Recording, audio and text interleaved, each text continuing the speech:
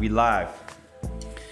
Let's get it. We didn't even do a mic check. We're going crazy today. Are we gonna just wing it? We're just going in. All right. Yo, welcome back, or welcome to another episode of the Rap Bot Podcast. We got Matt, we got Brandon. We here, we doing it, and we're doing our thing. If this is your first time tuning in, we pick an album from a random list. We give it a listen. We put our rap bots on it.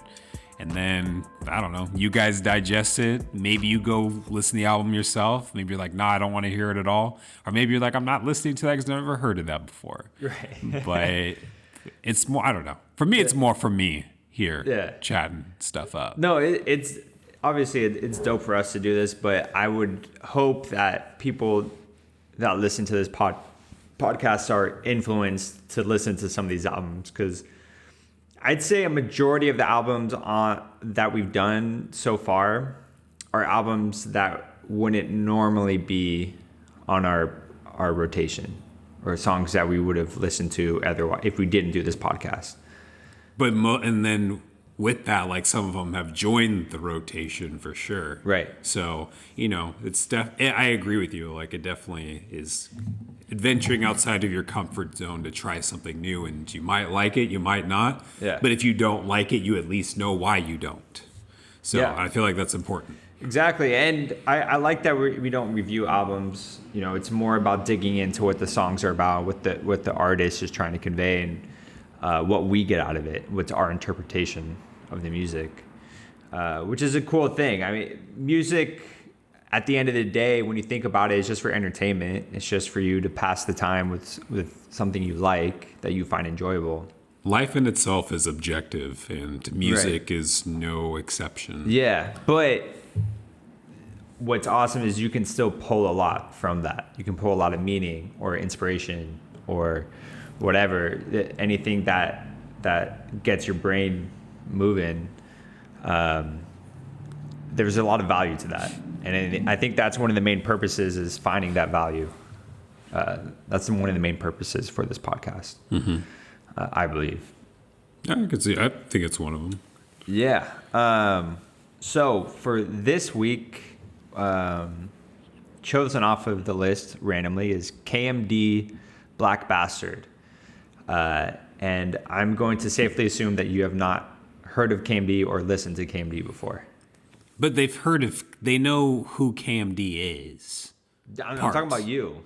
Oh yeah, I didn't. Yeah. I did, but I knew the people that were in it, but I didn't know the group. Well, you knew Sub Rock? I didn't know Sub Rock, but I know of MF Doom and I know of Onyx. Right. Gotcha. But I didn't know that, like, they were a group in '93. Yeah, so in '91, sorry. Yeah, they formed in '88. My bad. Yeah, they've been around for a long time. Mm-hmm. So if you're at all familiar with MF Doom, and if you're listening to this podcast, you probably are. This is MF Doom's group that he had with his brother, called KMD. They started in the late 80s. They released an album in '91, Mr. Hood, which is a really dope album as well. I love that album. And then this album, what's really interesting about this, and it relates to MF Doom, Daniel Doomile, in so many ways, and his whole arc, his career arc, kind of starts with this album. They recorded it in 1993, and they're signed to Elektra. And Elektra saw the album cover, and they listened to the album, and they're like, no, we're not releasing this. They didn't like it. They basically released them from the label, gave them the masters, and gave them $20,000 and said, sayonara. Like, we don't want to deal with you. And before that, this is a week. So I think it was within 2 weeks prior to this, Sub Rock passed away. Mm-hmm. And so it was kind of this not avalanche, but, shitstorm of stuff happening. Right. Of, like, he passed away. Then that happened, and then while they were recording this album, Onyx left the group as well too. Yeah. No, right? Yeah. And Doom at the time, he went by Zevlov X. And what's crazy is if you at all follow MF Doom, you probably know this already, but what's crazy is after his brother passed away and this album didn't get released, he kind of disappeared. Mm-hmm. off the face of the earth. No one really knew where he went. People later found out he went to Atlanta. He was kind of homeless, was just kind of just doing his thing, and he started making beats and music, but he disappeared for like 5 or 6 years. He emerged back in 97, I believe. If not, yeah, 96. 97, 98, and he basically ran into Bobbito from Stretch and Bobbito.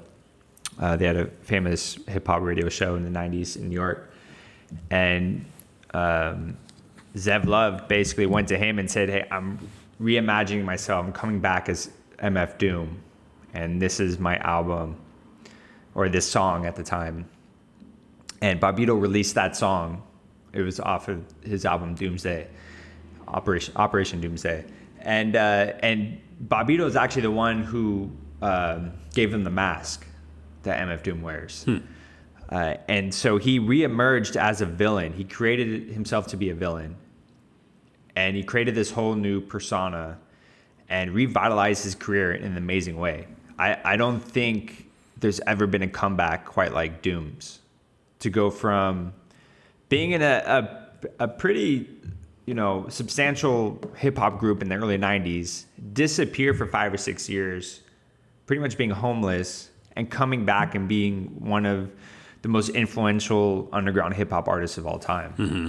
That's pretty incredible. I think that should be made into a movie, because I think it's insane. And like dealing with the passing of your brother who's in the group, and like he just changed the whole scope of underground hip hop by himself. Like he just created a whole new lane. And I don't think there's anyone quite as creative as him in terms of creating characters and wearing a mask and creating different personas and alter egos, and because he has so many. It's just incredible what he's been able to do. And it pretty much starts with this album. This album was catalyst for that, because it didn't come out. It got shelved. Imagine if his brother didn't die and this album came out at the time when it should have. He may not have ever came out as MF Doom. That whole piece of music history might not have ever happened. Yeah. And correct me if I'm wrong, but when it wasn't released, and as you said, it got shelved, it got bootlegged pretty bad. Yeah. And then it got released later on. In 2001, it got released officially, which is pretty amazing as well. To put out an album that was recorded in 1993 to come out in 2001, like that's dope. Might as well try to get some money off of it. Right. So, yeah. No, it's amazing, and it always blows me away when I think about that, like the chances of that happening, of Doom becoming who he is and gaining the traction and notoriety that he has. Is dope. And I'm sure we'll do a Doom album later, and we could talk more about him being a villain and the imposters and all that stuff, but that'll be a story for another day. Another day. For this album, I first heard it in 2008. My brother Griffin, shout out to him. Him and I were both huge Doom fans back in the day when we were in middle school, high school. We both loved Doom. And as we were listening more to Doom, we kind of discovered that he used to have a group from the early 90s. And it blew me away. I had no idea that he used to be in a group. And I was like, what the fuck? Like, he had a group with a brother, and he's been around since the late 80s. And so we just started digging and listening to KMD. And I was blown away. It was so different than Doom. Different style and definitely very 90s, and it had that lot of jazz influence. It was a lot of fun being a fan of Doom and then going back and discovering that he had a whole nother group that I had no idea about. I think it's pretty cool to discover when an artist you like has a group. For me, it was 213. So finding out that Snoop Dogg, Snoop, Nate, and Warren G put an album out together as 213. I was like, I don't know why no one's talking about this. I don't know why. So it must have been pretty dope to be like, oh, I like this dude, and then he has a group, which is never heard of it. Yeah, super dope. I've always really dug KMD. I never listened to them quite as much as I listened to Doom, but I love their songs. I love the feature they have on Third Base's song, Gas Face. I think that's one of the classic hip hop songs from that era. Incredible song. You should go listen to it if you haven't. So yeah, it's fun to go back, and I just remember being in college and listening to a lot of KMD and getting really into it with my brother and listening to this stuff. It brings back memories of that. I had not heard of KMD, but I have heard of Onyx and I have heard of MF Doom. But the thing with MF Doom for me was like, so I think there's a difference between 32-year-old me and 20s me. Mm-hmm. So 20s me heard MF Doom and, heard the clout that he has behind him, all the stuff that he's done, how people look up to him and the influence that he has. But when I listened to him at the time, I was like, he's got this really monotone voice. I'm not really, it doesn't engage me. I'm not really feeling it. So like, I never really gave him much of a chance. Yeah. With this pod, I know he's on the list. So I'm looking forward to revisiting him and trying that again now that I'm in my 30s and thinking different. Yeah. What's crazy is he's so different on this album. He is. So when you had said like, hey, you'll probably recognize one of these people on there, I heard him rapping and I was like, man, that sounds like Eazy-E, but Eazy-E doesn't rap like that at all. Right. But obviously it's not him. So it was him. Yeah. Yeah. His voice is not as deep. When he's Doom, his voice is much deeper. Mm-hmm. And it's a little bit more slowed down flow. Right. This is more fast paced. This is the way he raps. He does kind of have his own style. Yes, he is silly and kind of off the cuff, with his rap style. But it's definitely of that era, early '90s rapping. It's a little bit faster. His cadence is pretty high. Like he's rapping with a high pitched voice. So it's very much of the time. Mm-hmm. With that said, let's get into the album. It starts off with basically an interlude, which Garbage Day number 3. And it's just a sampling of a bunch of movies from the 60s and 70s. And I read that Sub Rock, basically he stayed up all night just watching movies and taking out samples from those movies, his favorite lines, and then with the group the next day, they all picked their favorite lines and put them into this intro. Did you pick up a story out of it? Not necessarily a linear story, but definitely a lot of the quotes reference the group directly, where there's meaning for the group to put those lines in. Like one of them is, I haven't seen you two in years, kind of a late visit. I was getting ready for the hay. Basically saying their last album came out 2 years ago. Now they're back with another one. They've been gone for 2 years. Just like little things like that I picked up on. So not being familiar with them, like I wouldn't have put that together, but the things that I pulled out of it was, like I saw that their first album kind of talked on race and issues and stuff like that. And so I kind of, for me, pieced the story together of like there's this black person and this white person that are in the same vicinity or something. And maybe the white person is accusing the black dude of doing something. So they have an argument and whatever happens. And finally the white dude's just like, all right, I'm just going to let you be it. It's whatever. I'm going to walk away. But then towards the end of all the samples, it sounds like the cops now get involved. So it's like, okay, as the black person is like, well, this shit's not over. I was just dealing with this dude, but now the law's on me and I have to deal with their shit. So that's kind of what I got out of that one. And I definitely heard Willy Wonka and the Chocolate Factory is one of my favorite movies. And so when they said we're going to get killed, I was like, Charlie, that's when they're floating up from the fizzy lifting drinks and about to get chopped up, and then they start burping and it saves them. So just that part was like the, maybe the band of, the black dude, maybe he's with some other people and was like, we're going to get killed now that the cops are going to show up. Like, we're fucked.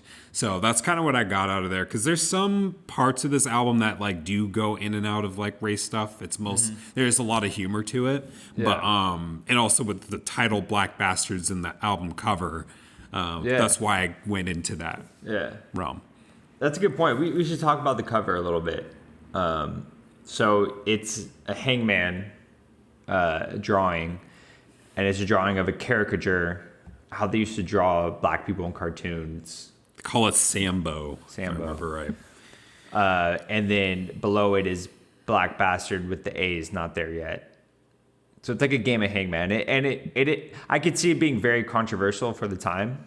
But let me ask you something. If this came out today, if a group came out today and put out this cover, do you think they would get shelved, or do you think they would still get released if they were trying to put it out on a label? Man, I feel like I don't know much. This is just really speculation. I have a feeling the label would have without the clout. Like if they come out, like if this is them putting out their second album, not really having a lot of following behind them.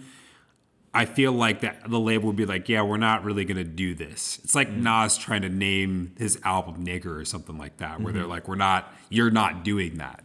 And then they replace it. Yeah. And that's back in 2004 or something like that when he dropped that. I don't remember. No, that was later. That was like 2010. Was it? Yeah. Man, it feels longer than that. Because Hip Hop Is Dead came out in 06, 07. And that was before it? N-Word was after Hip Hop Is Dead. Okay. Yeah. But this one, like I feel if Kendrick Lamar tried to put this out, it would come out. But I feel like a group that doesn't have any name to it, it wouldn't. I have a feeling. I'm just gonna flat out say it. I think this will come out no matter what today. I don't think there'd be as much trepidation, because you have to remember in the early '90s, hip hop wasn't where it is today. It wasn't a mainstream genre. It was still looked at as that only certain people listen to hip hop, or that's for the hood or whatever. It wasn't looked at as that's their mainstream music thing. So I think it would come out today. And honestly, I don't see what the controversy is if it's a black group putting it out. I could see the controversy if it was a white hip hop group putting this as their cover. Oh yeah. You know what I mean? So I don't understand what the controversy is. That's what I mean, I'm kind of on the fence. That's what I'm saying. Like the label wouldn't want to put it out, but I feel like if it came out, I don't know. It's really hard to say. Yeah. And like you pointed out before, they definitely have certain messaging that dealing with race and stuff like that. They do reference it, but it's not a main theme of the album. No. I don't even think there is a main theme to the album. It's kind of a hodgepodge of different things. It feels like Zev Love X and Sub Rock getting together and just being silly and just writing down whatever comes to mind. Like there's no general theme to it, and they kind of pieced it together with certain things, but he does. And one of the other reasons why this album didn't come out is they do reference a lot of 5% Nation and the Nation of Islam beliefs and talking about race and things like that. All three of them are Muslim, if I believe. Yeah, and they joined the 5%er Nation, so it's a little bit different than just being Islam, but it's not. They're not too over the top with it. It's not in your face. It's what I mean. He'll say like a couple lines here and there. It's not a whole song about something like that. So it's interesting that they would even pay attention. The album would pay attention to that and feel like they couldn't release it. I see that. Yeah, it's interesting. So the first song or the second track is "Get You Now," which this is a gun song, basically. "Get You Now," GUN. It's an acronym for gun. I didn't even catch that. Yeah. So, I mean, I got the fact that it's referencing, I'm going to go get you now. Right. Like, kind of all bets are off. I'm done playing around. So Yeah. I got this gun. I'm going to get you now. Yeah. And it's a Zev Love X solo song. And it's kind of crazy. I don't picture him as, as a gun-toting rapper that's going to shoot people up. It's one of those songs that, especially back in the 90s, I think a lot of rap artists were, rapping about guns, but not necessarily having guns. It's just a form of rapping, saying, I will shoot you. But they're not, in real life, they're not doing anything like that. Yeah. I mean, I like some of the pointers he puts in there of like, he's not necessarily doing it just to be rambunctious. Like, I have responsibilities, I have bills, like I'm robbing this store. And this is why I'm doing that, to keep myself afloat. But it's not just that, but kind of a couple different things.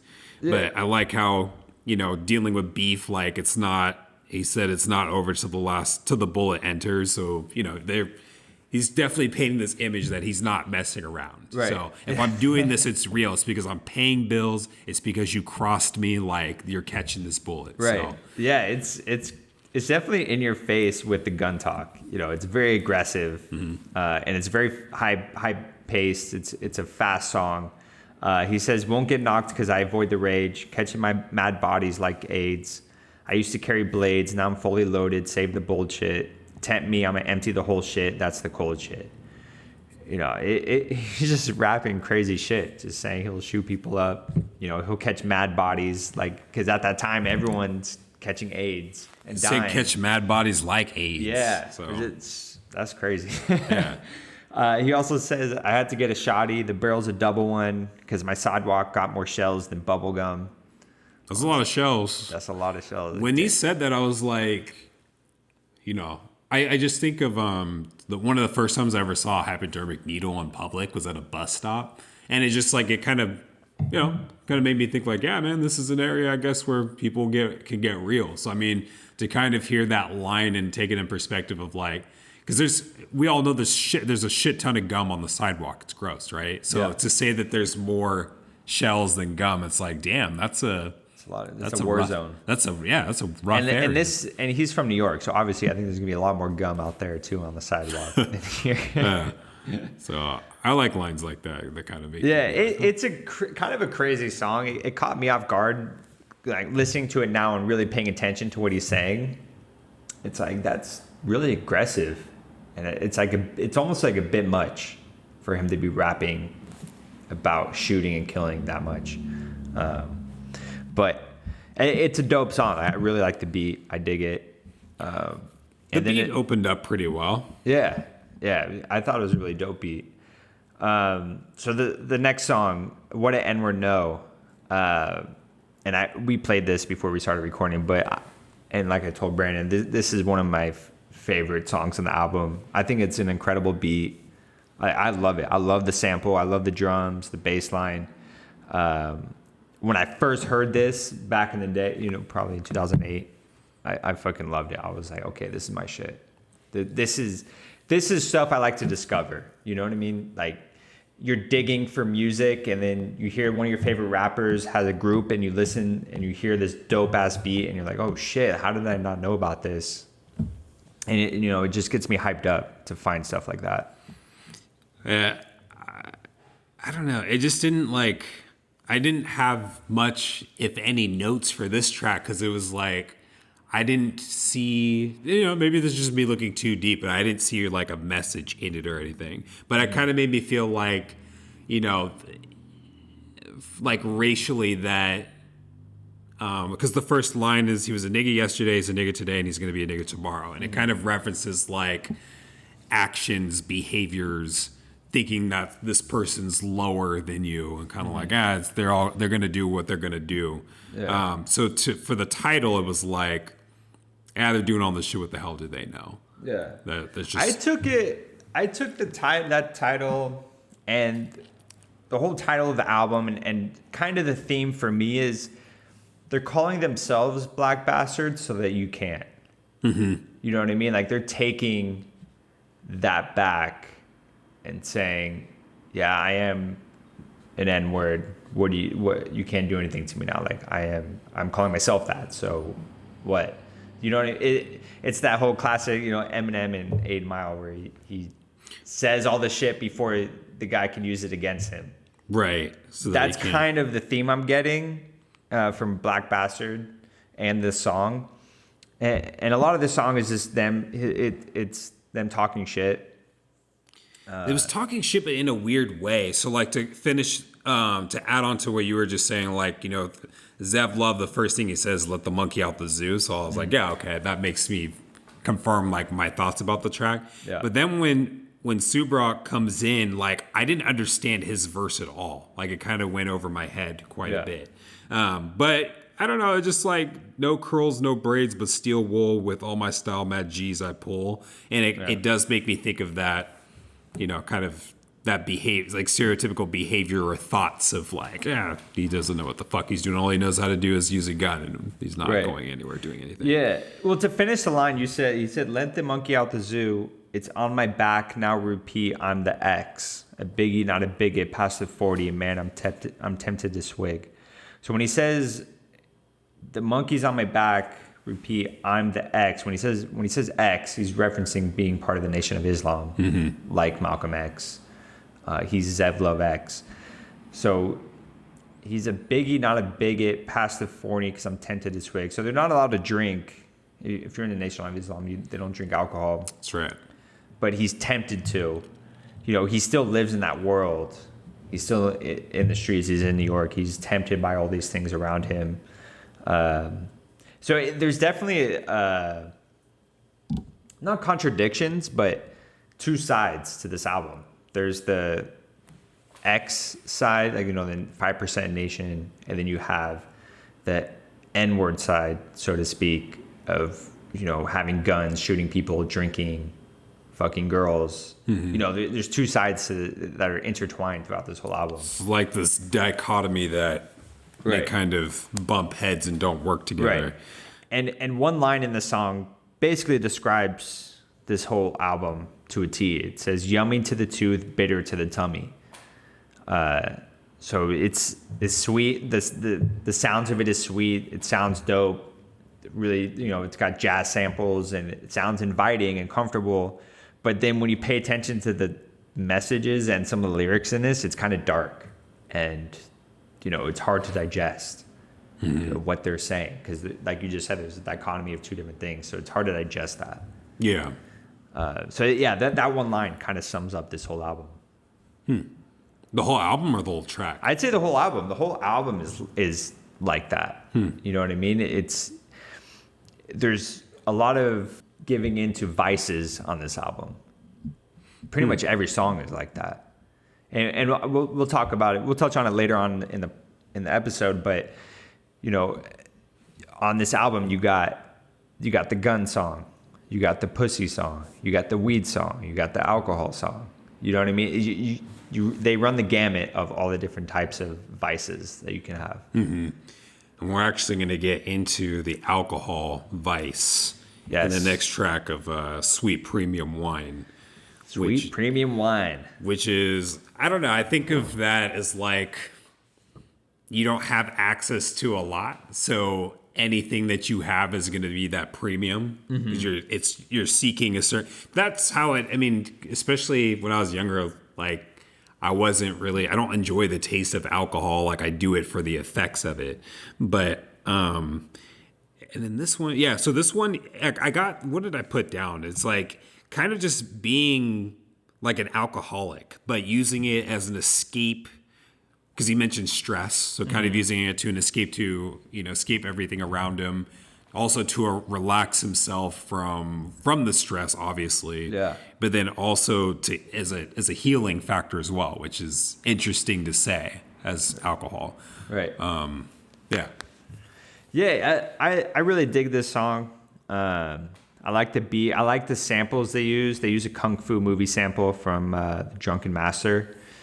That's where the Sweet Premium Wine line comes from. And they actually did this before Wu-Tang, which is kind of crazy. But what's cool in this is there's a little bit of foreshadowing from Zevlov X into Doom. He says, see me, I'm chilling like the maniacal villain that I am, pull a scam. He's foreshadowing him transforming himself into Doom. And he actually did that on the previous song as well. On What an N-Word Note, he said, the chicken crossed the street because he's seen me with a mask. So he's almost foreshadowing that he's going to be wearing a mask when he becomes the villain. Which I don't know if there's any weight to that, but those are some things that I noticed. Yeah, I can see that too. I was thinking of, if he's talking about robbing stores in the first track, like, people are, kind of familiar with what I'm about to do, and this mask means trouble and everything like that. Yeah. Especially being off this alcohol, more likely to make a bad decision and justify it. I like Subrock's or some of his lyrics. I'm known as, well, he talks. Yeah, let me start there. I'm sorry, so many thoughts. Who said I drink? I don't drink. I guzzle till I'm distorted. I'm known as the brain boggler. No Listerine. I'm the alcohol gargler. And so I like those lines as well. It was very clever. yeah, I thought it was clever. But just like, who said I drink? I don't drink. I guzzle till I'm distorted. Like, the only reason he's drinking is to escape. It's not because, like, hey, this Zinfandel is actually really good. I can taste the flavors from around the world that it comes from. It's like, no, I just want to get fucked up. Right. Yeah, and I can imagine them, when they're drinking. Obviously, they mentioned 40 ounces a lot. Oh, yeah. Malt beer. But, if they're drinking sweet premium wine, it's probably really sweet, bagged wine that just gets you fucked up, and it, has a tons of sugar in it. My old boss used to reference this stuff back when he was growing up, but I think it was in the 70s, but it was called Thunderbird. I've heard about that. And it's just like, it's not good at all, but it was cheap, it was available, and inaccessible. Was it carbonated? I don't remember if it was carbonated. I thought it was like a wine. I feel like it was like carbonated wine or something like that. Okay. I was going to say, I remember it being carbonated, but in wine-like. So that sounds really gross. Yeah. But sounds like a hangover. Yeah. But like he says in further lines, like, I got stress, I sip booze to heal it up. Take your time, relax your mind. I relax fine with premium wine. Yeah, your body, now that's what I'm talking. And it goes on. But like we said, it's just for the effect. I'm dealing with a bunch of shit. Remove me from it. Yeah, absolutely. And then from the beer song, the alcohol song, we go into the pussy song. Smoking that shit? No, Plumskins. Oh, I skipped one, my bad. Yeah, Plumskins. When it's reading... The whole title is Loose Hoe, God, and Cupid. Nice. I don't know. So if you weren't to have read the lyrics, listened to the song, and you just saw that, what would you think the song was about? It's just them coming up with their own funny way of saying pussy by saying plumskin. Right, but what would you have thought it was if you didn't? If you didn't listen. I didn't think that. I don't know. I don't know what else to think of that. Mm-hmm. Because here's the thing. It's kind of a cheat code because on their previous album, Mr. Hood, they had one of their more famous songs is Peach Fuzz. And that's a reference. And they reference that in this song as well. So they're related. So I already knew kind of what they're getting at when I listened to this. Okay. I was trying to think of what I thought when I first heard it, having not had any reference beforehand. And I was like, where are we going to go with Plumskins? Like, oh, no. But yeah. I think it's a really funny song. Like, there's some really funny lyrics in this. He said, see no grocer once bruised plums. Once bruised, one time 'tis forgotten. And once the plum is rotten, the skins will cut your gums. At the corner store, a sign reads, for sale, plumskins, fruit cocktail. Only ones run into the corner as pale males. Open all night, the corner plumskins is stale. So they're saying... saying no grocer wants bruised plums, I just think that's hilarious because another way of saying you hooked up with a girl is you bagged her. So now you become the grocer and you don't want bruised plums. You don't want plums that have been used and abused. You want fresh ones. Yeah. So I just think that's fucking hilarious to like even think of that. And there was a part, I think it's in the first verse where they're talking about like, oh, there it is. And if the plum is pit, I guess I'll just plead the fifth. And when I thought of like a plum reaching the pit, I thought of age, like just withered out and just reaching the pit. And it's like, I'm not going to comment if I did it, but so I like that one. Yeah. But in the first couple lines, you get the idea of what the track's about. So he says, shown up as a 7-Eleven wins, eyes in the plum skins from begin. Like when? A rooster, a booster, Vic, and all the hens with a grin. Thick chicks and even sticks got friends. So hens, old biddies, whatever it is, chickens. I think it's funny that he says, only ones run into the corners, pale males. Like only white men go hook up with a prostitute on the corner. And I'm just like, damn. yeah, they went in on that one. Yeah, that was good. Yeah, but yeah, it's an entertaining track. It was cool. I like the beat to it too. Yeah, it was a really dope beat. I have to say one more line from Zevlov X. He says, "Don't drool with all the juice you dribble. Scribble the beeper code so the X can get a nibble." Hell yeah. Gross. You need that beeper code. Yeah, thinking of meat curtains. I'm like, classic. So from the pussy song, we go into the smoking song, the weed song. Yeah. Smoking that shit. Damn, I love the fucking beat on this. I love the bass line. Throughout this whole album, the bass lines are incredible. Sub Rock did an amazing job producing this. And of course, I always got to say, I love weed songs. This one's definitely got a more chill, laid back feel to it compared to the other ones, a little bit more, upbeat. And this one features Lord Sear, Curious, and Earthquake. The only one I'm really familiar with is Curious. He has a dope album called Consummated Monkeys. And that's kind of the name of their collective. There's a song on here called Consummated Monkeys, and they reference it throughout the album. And I get the feeling that it's almost a name for their collective. It's like TDE or something. It's a collective of rappers, and they call themselves Consummated Monkeys. The thing I got from this track was like I thought that they were more calling people out like for, if you're hanging out with someone and they start doing some dumb shit, it's like, man, you need to stop smoking that shit. Right. Well, that was, I feel like that was only one verse. That was Lord Sear's verse. In the end, but I thought too, like in Zev Loves, it was smoking that shit because I got 1,000 jokes, like putting your mom's in a yoke because she broke some choke. Bitch, you blowing up the spot, be out. You either got some dough or get the fuck out or fuck down south. So it's, I don't know, it's kind of like, I just got like vibes of like Killing My Vibe, which is we're out here trying to smoke and kick it. Right. And then, that verse too of, man, you're really smoking that shit if you really think that. Yeah. I love how he references Redman too. He says, he loves getting instructions from Redman on how to roll a blunt. I was like, that's cool. That's dope. What was that? No, I'm thinking of Muddy Waters, but I thought there was another. What the album? I think you're thinking of. The same cover as Muddy Waters. Which is on the list. Yes, sir. I can't wait for that one. Yeah. Curious is a super dope rapper. I've liked him. And he's Curious, I think, has been featured on a few Doom songs as well later on. I don't know much about Lord Sear, and I've never heard of Earthquake. I've heard of Lord Sear, but I don't know who Earthquake is. But I like the song. I think it's dope. They all had cool verses. And it was Lord Sear saying, don't smoke, which was interesting. He said, as you know, I'm on the microphone to let you all know that shit that you smoke will make you mad broke. I don't give a fuck about you and your crew. He's very adamant about not smoking weed and being part of that, which is interesting. Yeah, definitely for the time too.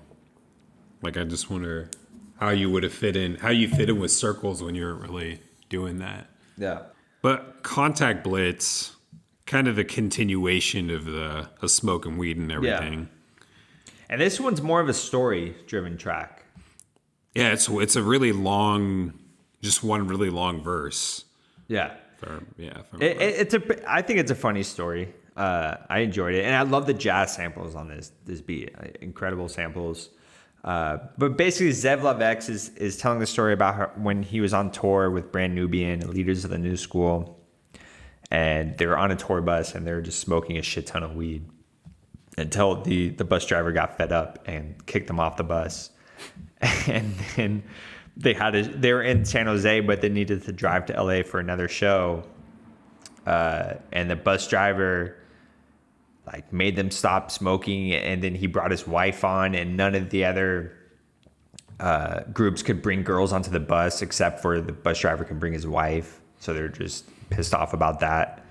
And that's like basically the whole story. You know, it's just them telling about, you know, how the bus driver didn't want them smoking on there anymore. Yeah, and then kind of looking forward to the next show. Like, I'm ready to be over with this stuff. But being ready to hitchhike is like, yeah, fuck this. So, but yeah, that's a funny track. Yeah. Good storytelling too. Yeah, it's dope. It's fun to listen to. It definitely keeps your attention. And then Gimme. And this is a sub rock solo song. I think this is the only sub rock solo on here. Definitely Zev Love handles most of the verses. Sub rock will come in every once in a while and drop a verse. But sub rock handles pretty much all the production. I like when groups break up and do individual track, like they have their individual track on the album, so you can kind of get a little bit more flavor of that person and get a better understanding of what they bring to the album. Yeah, I like that. But what is he saying? Give me a girl, give me a Tech 9, give me 8 quarters, give me 3 feet. I swing too fast and duck. Yeah, just give me a lot of shit in here. Yep. Says, I do what I feel because, child, I'm grown. Give me no cologne, I rock oils. Give me a lot of lutin. I still won't straighten my nappy coils. Just saying he's grown. He can do whatever he wants. He doesn't wear cologne. He wears oils. He's on a different wave than you.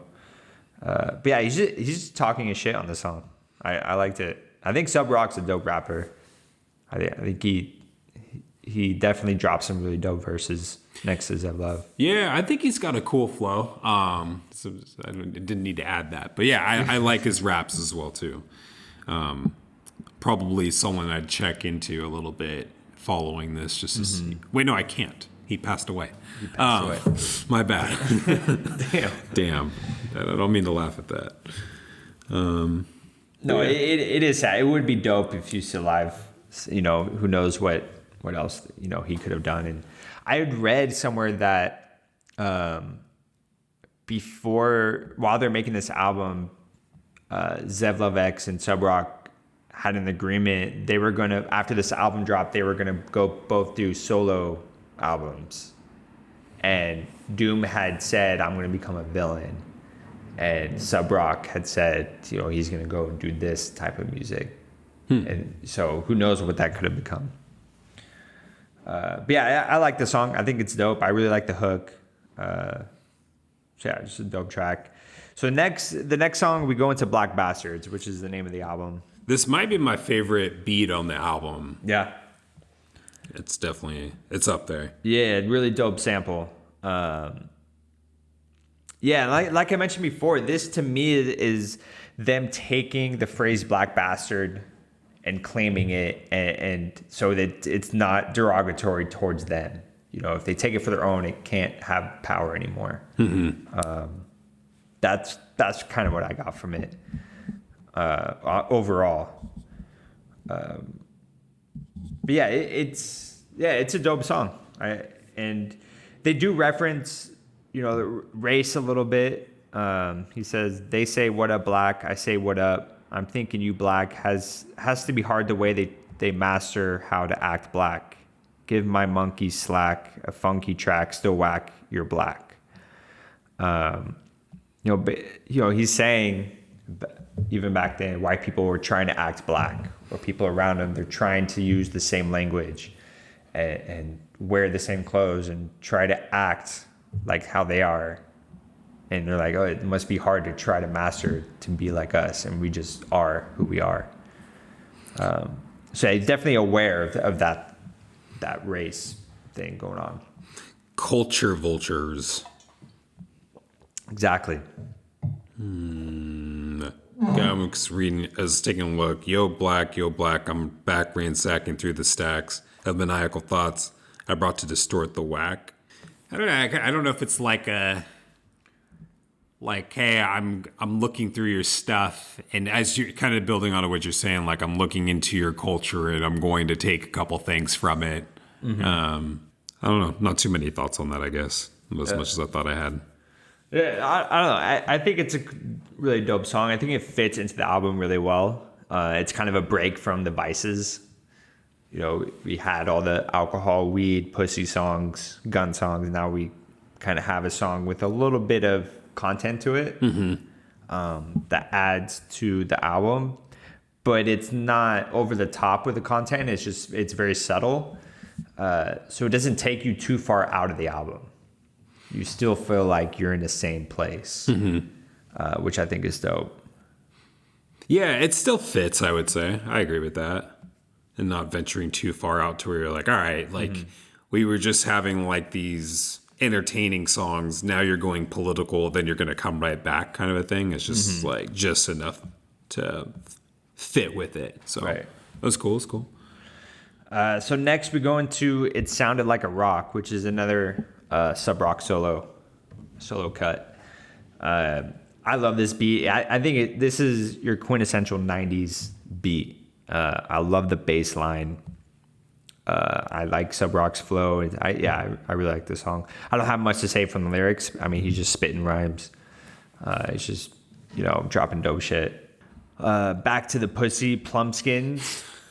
Oh no, I don't believe it. These are almost, they're short, they're really short, both the Plumpskin songs. You could almost look at them as interludes. But yeah, once again, referencing Pussy and calling it a plum. They repeat a lot of lines over and over with different words. They say, when I'm rubbing on a plum, you don't stop. I said hip hop, shooby doo wop. When I'm going on a plum, you don't stop. I said hip hop, shooby doo wop. And when I'm grabbing on a plum, you don't stop. It's just, they go on and on with that stuff. It's pretty funny. Yeah, I was interested in the line, trust just in case you're asked why, behind my button fly is a fruit fly hunting for those plum skins. And it's kind of like, all right, man, like I see you. A kind of interesting way to put it, I guess. Yeah. But it's his wiener looking for vagina. They're definitely having fun on these Plumpkin songs. Yeah. They're being creative and having fun. And what I get a lot from this album, looking at it, is there's some serious things in here like race and religion and stuff like that. But for the most part, it's a pretty silly album. They're young and silly. That's what I get from most of it. So from Plumpskins, we go into Constipated Monkey. And I fucking love this beat as well. I love the bass line. I could listen to this all day. I love, like, when I put this album on and I'm driving my car, it just fits. It sounds awesome. Probably the best way to listen to it, in my opinion. I had to remember what it sounded like, and I'm kind of like, okay. I actually misspoke. Gimme, I think, is probably my favorite beat on the album. Okay. But Constipated Monkey does sound pretty good too. Yeah, it's dope. They're talking their shit. Zevlov X says, you can get the props if you can top my illy silly weird old pro rap style. Ran see it clipped while I'm the finger snap child. So he knows he has a silly rap style, and he knows not other rappers are rapping like he is. So he's aware of that. But he can still rap with the best of them. If he wants to, he can get technical and spit really dope raps. But I just love that he's aware that he is silly. You know what I mean? Like he brings a different angle to rapping, especially in 1993. There weren't many rappers rapping like he is. I think when you're goofy like that, it definitely brings a confidence to your style. Yeah. Like you don't really care what anybody thinks. You're doing your thing, and if you're with it, you're with it. He's almost. I could compare him to, not all the way, but kind of similar to Old Dirty Bastard, where he's just very off kilter, very silly, all over the place. But Zevlov X doesn't go as far as Old Dirty Bastard. He takes it to a whole new level with his singing and just weirdo rap style. But I could see how Zevlov he's almost on the same wavelength as that. Mm-hmm. And he goes on to say in the song, Zenlove X, a brown man, not a black bastard. I'm stringing him up higher than the 86 Nikes on the wire. So he's saying, I'm brown, I'm not a black bastard. He's taking away that derogatory term and he's saying, I'm not that. But he's claiming who he is. And then he's stringing them up like 86 Nikes on the wire. So, back then they tie the shoes and throw them up on the wires going across the streets. Did you ever do that? No, I've always wanted to. Never did that. Did you? No, I was thinking like I just got rid of a couple shoes though a couple months ago. I'm like, man, I should have done that. Where would you do it at? Wherever I want. Well, I can't say because then if they see it, they'll be like, hey, we know who did that. So I'll rat you out, bro. You would too. you would too. So I might have to do that with the next pair of shoes. Maybe I'll do them out here in front of Wine Grill or something. There you go. Do it. So next we go with Fuck What You Head. I almost read that as Fuck What You Heard, but it is definitely Fuck Head. What You Head. Features Hard to Obtain, which is an East Coast group. Never heard of them. I have no idea who Hard to Obtain is. I would have to do some research on them, listen to some of their stuff. But yeah, to me, this is another, dope beat. It's a cool song. I love the bass lines in these songs. I think Sub Rock did an incredible job finding these bass lines. So yeah, it's dope. They all just talking their shit. It's like a posse cut, basically. Mm-hmm. Yeah, I didn't take anything out of that. It's just everyone out here just having a good time and laying the best rhymes down and kicking it and stuff and taking your girl and taking your girl and stuff and. Yeah, I'm reading. I kick the fat shit and make it hard to handle. If you're biting on my dick, it makes you a cannibal. Never simplistic, but always realistic. Now you can't hit this, so don't try to fit this. Okay. So they're just out here. They're just kicking it. It's nothing too much from that. Yeah, that's dope. All right, so the last song we have is Suspended Animation. Same sample it's a sample from a Biz Markie song. Things Get a Little Easier. And then Cypress Hill also used the sample from the song I Want to Get High, which is another dope song. We've talked about that song on our previous episode where we did Cypress Hill Black Sunday. Mm-hmm. So you can go check that out. So yeah, I think it's a dope song. It's another weed song. They say casting shadows over the sun for fun. I just thought that was a really cool way of saying you're blowing smoke out that's casting shadows over the sun. Like their smoke is so big and they're smoking so much that it's over the top and covers the sun. And then some other lines that I really like is, I got game to keep the chicken heads roasted. The shit be boosting until I hear some Whitney. I don't want to hurt anyone, Houston. So bitch, hit the blunt and lose the triple fat goose. And you're high dealer, even if there's lace in it. Play some jams with some motherfucking bass in it. Okay. Yeah, I thought those dope lines. And definitely it's like a part of life. I almost want to say just from this line. It's not, I've been splitting blunts. I lick them, then I spit them once. It's nasty shit, tastes like cancer in my tongue and fronts. I'm fired up. I got to get fired up. I've been sober since the last blunt dried up. And, just kind of two things to take from there of like, it's almost like, not like an addiction, but, in order to get started up, start my day and do stuff, like I got to get high before I do something. I had a friend that like, he had to get high before he ate or before he studied or before he read or whatever else. Right. But then, to kind of like, to back up that, again, like, I don't want to say addiction, but, I've been sober since the last blunt dried out. It's kind of like I'm constantly going. I'm not. It's the only time I'm sober is when in between when I'm rolling stuff up and moving on to the next one. Right. So definitely some weed raps and. Yeah. I thought it was a cool way to end the album. Mm-hmm. Short too. Yeah, really short. So yeah, that's the end of the album, KMD's Black Bastard. And after listening to it, I know we already kind of talked about this, but from listening to the album, if you were a label, would you not want to release this? What if you said just change your album cover but you don't have to change any of the lyrics or songs. I'm going to actually rephrase your question a little bit. Would changing the picture and the title of the album, you left the music and the title, all the titles of the tracks, the music, the production, whatever, you left that all the same. Would changing the title and the album cover impact that? Impact the music or impact it getting released? Impact its release. So if they're just like, hey, we don't like the title, we don't like the cover. Right, change that. Does it really change?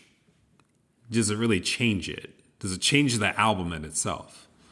No, but I think it does give you a little bit of reference for a lot of their lyrics.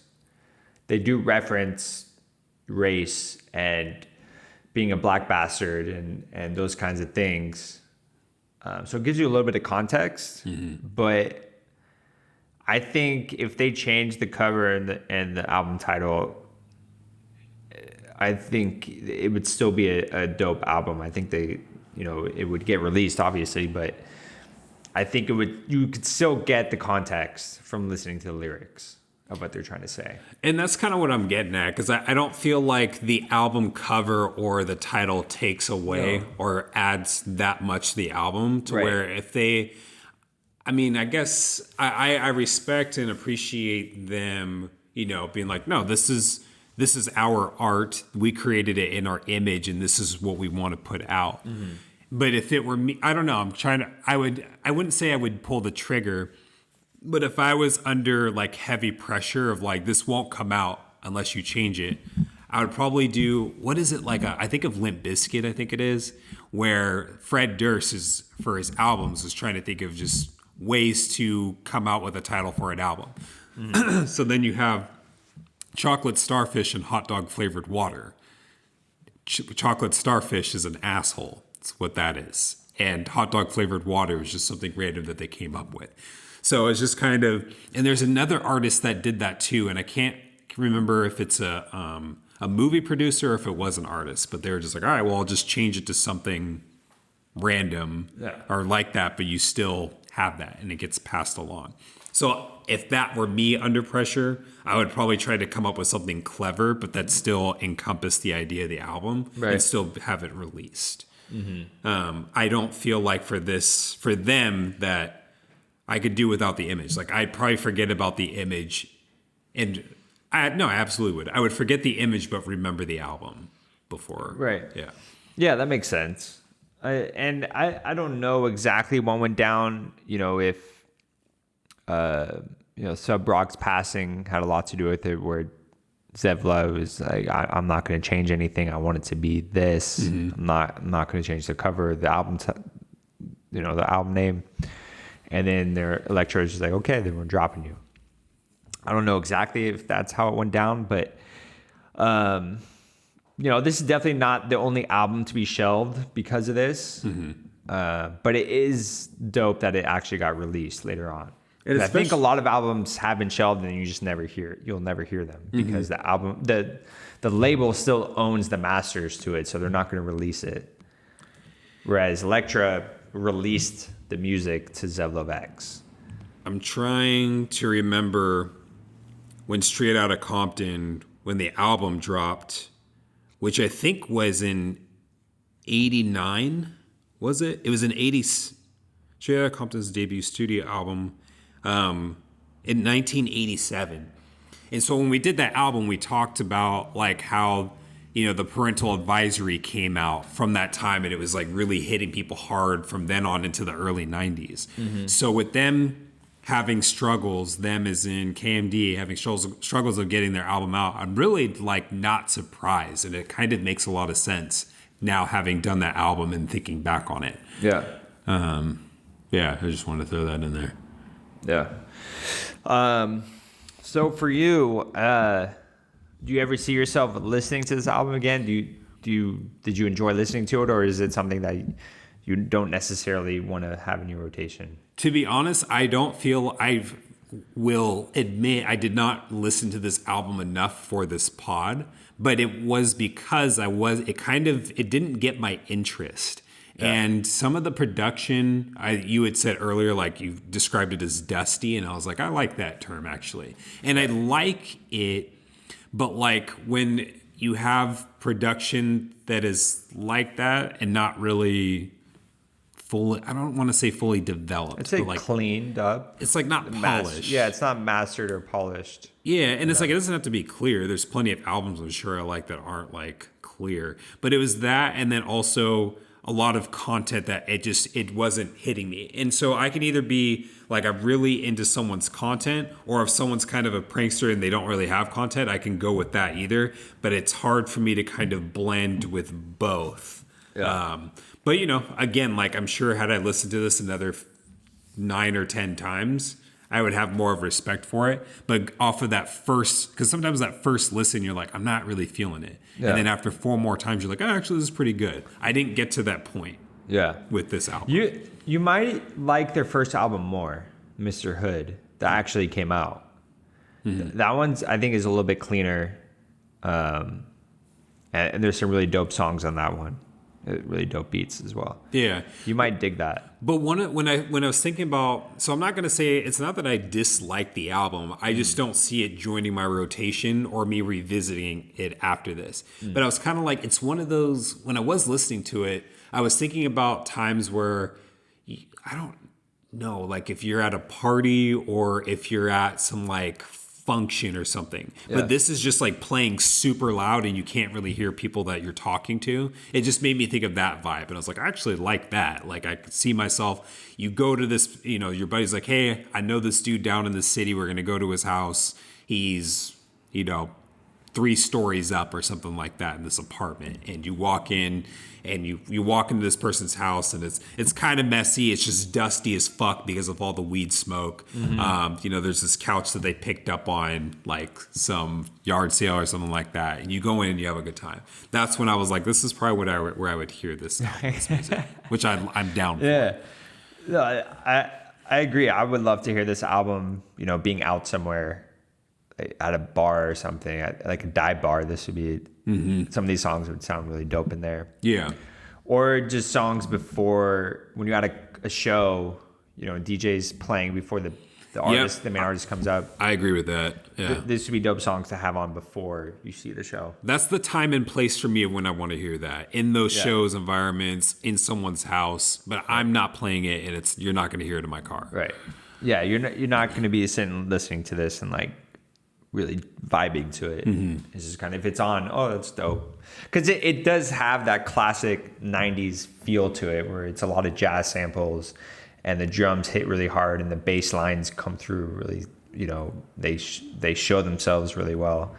So yeah, for me, I just love that style of hip hop. Like I said before, it's dusty, it's not polished, it's grimy. It sounds like you're playing it on a cassette deck in your old Cadillac, 1970s Cadillac, and you pop this cassette in, and that just sounds dope to me. Like I like that feel. Yeah. To it, it's not a totally like mastered, major label project. It's an underground New York hip hop album. Mm-hmm. Yeah. And that's, kind of gives it a flair to it. And I like that. So, yeah, it was cool. But, yeah, so those are also the settings for you in which you're listening to it. Is it being bumped in your car? Or are you playing it for friends? For me, I'm playing this in my car while I'm driving. A few of these songs, they're definitely on my playlist already. I always add them to my playlist. Like What a N Word No. See, Smoking That Shit, Gimme, and Constipated Monkey, Fuck With Your Head. Those kind of songs I'm going to add to playlists, and I'm going to listen to those, while I'm driving or something like that. But I haven't been listening. It's not like I listen to KMD all the time, but I really dig them. I would say I listen to MF Doom more than KMD, but I really appreciate the 90s style, and then being able to look back at Doom's career and seeing where he came from on these albums to where he is now. It just blows my mind, like where he's come from and like how much of a transformation he made. He made a huge transformation, but before I comment on that, I definitely need to give it some. I need to give it some attention before I really comment. So maybe by the time we do MF Doom, I'll be like, yeah. No, I think that'll be really dope going from this to a Doom project. It'll be interesting. Yeah, but that may not come up for a year from now. So I will see. We'll expedite it. Yeah. So yeah, if you are listening out there and you want to suggest an album for us to put on the list, hit us up. You can DM us on Instagram, Facebook, Twitter. We're also on YouTube. You can comment on there. You can watch all of our videos. We have short video clips from each episode. Thank you for tuning in. Thank you for subscribing on Apple Podcasts, for following us on Spotify, following us on Google, Stitcher, Amazon, wherever you listen to your podcast. We appreciate it. Yeah. Thanks for joining us on the weekly, and looking forward to having some thoughts for you next time. Yes, sir. And we're going to have a very special guest on the next episode. So Matthew's excited. Very excited. All right. Peace.